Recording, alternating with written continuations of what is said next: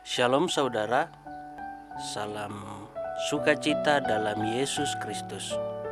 Puji Tuhan, kita boleh diperkenankan bangun pada pagi hari ini pada tanggal 18 Juni 2024. Saudara, kita akan membaca Alkitab dari 1 Samuel 15 ayat 10 sampai 23. Namun sebelumnya kita minta kekuatan dalam doa, kita berdoa. Ya Tuhan, kami bersyukur untuk hari baru yang sudah Tuhan siapkan bagi kami pada hari ini. Kami mau mendasari semua perjalanan hidup kami pada hari ini dengan firman kebenaran-Mu. Tuhan, kami siap membaca dan merenungkan firman-Mu. Dari 1 Samuel 15 ayat 10 sampai 23.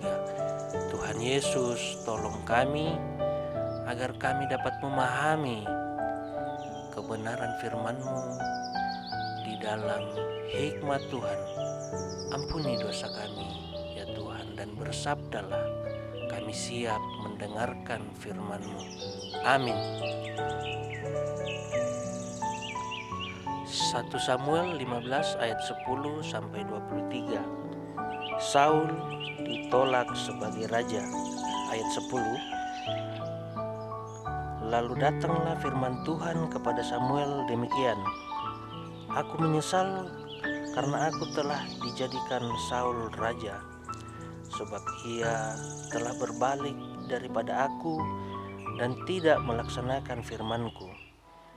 Maka sakit hatilah Samuel dan ia berseru-seru kepada Tuhan semalam-malaman. Lalu Samuel bangun pagi-pagi untuk bertemu dengan Saul. Tetapi diberitahukan kepada Samuel demikian, Saul telah ke Karmel tadi dan telah didirikannya baginya suatu tanda peringatan. Demikian ia balik dan mengambil jurusan ke Gilgal. Ketika Samuel sampai kepada Saul, berkatalah Saul kepadanya, diberkatilah kiranya engkau oleh Tuhan. Aku telah melaksanakan firman Tuhan. Tetapi kata Samuel, kalau begitu, apakah bunyi kambing domba yang sampai ke telingaku dan bunyi lembu-lembu yang kau dengar itu? Jawab Saul, semuanya itu dibawa daripada orang Amalek, sebab rakyat menyelamatkan kambing domba dan lembu-lembu yang terbaik dengan maksud untuk mempersembahkan korban kepada Tuhan Allahmu, tetapi selebihnya telah kami tumpas. Lalu berkatalah Samuel kepada Saul, sudahlah, aku akan memberitahukan kepadamu apa yang difirmankan Tuhan kepadaku tadi malam. Kata Saul kepadanya, katakanlah. Sesudah itu berkatalah Samuel, bukankah engkau, walaupun engkau kecil pada pemandanganmu sendiri, telah menjadi kepala atas suku-suku Israel? Dan bukankah Tuhan telah mengurapi engkau menjadi raja atas Israel? Tuhan telah menyuruh engkau pergi dengan pesan, pergilah, tumpaslah orang-orang berdosa itu, yakni orang-orang Amalek. Berperanglah melawan mereka sampai engkau membinasakan mereka. Mengapa engkau tidak mendengar suara Tuhan? Mengapa engkau mengambil jerahan dan melakukan apa yang jahat di mata Tuhan? Lalu kata Saul kepada Samuel, aku memang mendengarkan suara Tuhan dan mengikuti jalan yang telah disuruh Tuhan kepadaku. Dan aku membawa Agag, raja orang Amalek, tetapi orang Amalek itu sendiri telah kutumpas. Tetapi rakyat mengambil dari jarahan itu kambing domba dan lembu-lembu yang terbaik dari yang dikhususkan untuk ditumpas itu, untuk mempersembahkan korban kepada Tuhan Allahmu di Gilgal. Tetapi jawab Samuel, apakah Tuhan itu berkenan kepada korban bakaran dan korban sembelihan, sama seperti kepada mendengarkan suara Tuhan? Sesungguhnya mendengarkan lebih baik daripada korban sembelihan, memperhatikan lebih baik daripada lemak domba-domba jantan. Sebab pendurhakaan adalah sama seperti dosa bertenu, dan kedegilan adalah sama seperti menyembah berhala dan terafim. Karena engkau telah menolak firman Tuhan, maka ia telah menolak engkau sebagai raja. Amin, firman Tuhan. Taat dan mendengar Tuhan, maka ritutu maaperangi lako puang. Itulah tema kita pada pagi hari ini.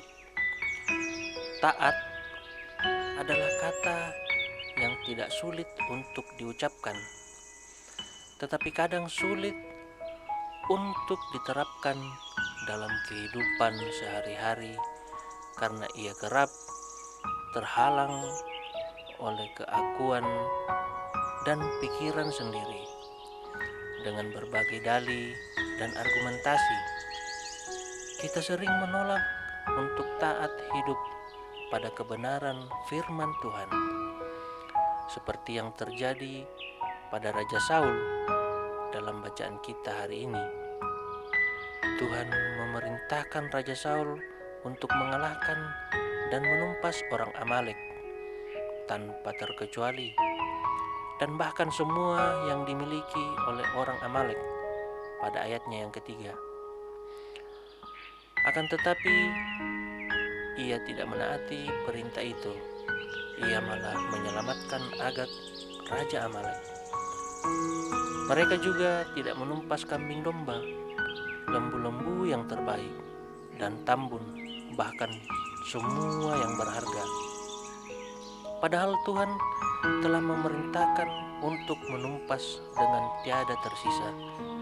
Ketika Samuel menegurnya, ia justru membenarkan perbuatannya dengan dalih dan alasan yang kedengaran rohani untuk menutupi ketamakannya. Dengan mengatakan rakyat membiarkan hidup kambing, domba dan lembu yang terbaik untuk dikorbankan kepada Tuhan Allah, tetapi selebihnya telah ia musnahkan. Pada ayatnya yang ke-15, Saul tergiur dengan kekayaan Amalek. Hatinya dikuasai ketamakan dan ingin memuaskan keinginannya sendiri. Tindakan ketidaktaatan seperti itu menyedihkan hati Tuhan, sehingga ia berkata, "Aku menyesal sebab telah menjadikan Saul raja," seperti pada ayatnya yang ke-11. Ketidaktaatan pada perintah Tuhan akan fatal akibatnya, apapun alasan untuk berusaha membenarkannya. Kisah Saul telah menjadi peringatan untuk kita. Karena itu, untuk mewujudkan ketaatan, marilah belajar mendengar kehendak Tuhan, rendah hati, dan belajar menyesuaikan diri. Yesus sendiri telah memberikan keteladanan ketaatan kepada kita dengan merendahkan dirinya, taat sampai mati di kayu salib. Amin. Mari kita berdoa. Ya Tuhan, kami sangat bersuka cita kami diperkenankan kembali boleh menyatu dengan Tuhan melalui perenungan firman Tuhan. Kami bersyukur ya Tuhan, Engkau mengingatkan kami agar kami tidak mengarahkan hati kami hanya kepada kehendak kami saja, tetapi jadikan kami sebagai orang yang taat dan mendengar akan firman Tuhan. Sehingga dengan demikian kami boleh menjadi pribadi yang tidak mengikuti keinginan hati kami, melainkan hati kami hanya tertuju kepada perintah-Mu. Tuhan, kami serahkan kehidupan kami pada hari ini. Tuhan menolong, menyertai dan memberkati kami dalam segala kondisi kami, baik dalam fisik, spiritual, maupun juga mental kami. Roh Kudus tetap bersama-sama dengan kami. Kami percaya kami semua yang menyatu dalam renungan pagi ini terberkati oleh Tuhan. Ini kami Tuhan yang datang berseru kepadamu, dengarkanlah dan ampunilah dosa kami. Dalam nama Tuhan Yesus kami berdoa. Amin. Demikianlah renungan kita pada pagi hari ini. Selamat beraktivitas, salam sukacita, dan Tuhan Yesus memberkati kita semua. Amin.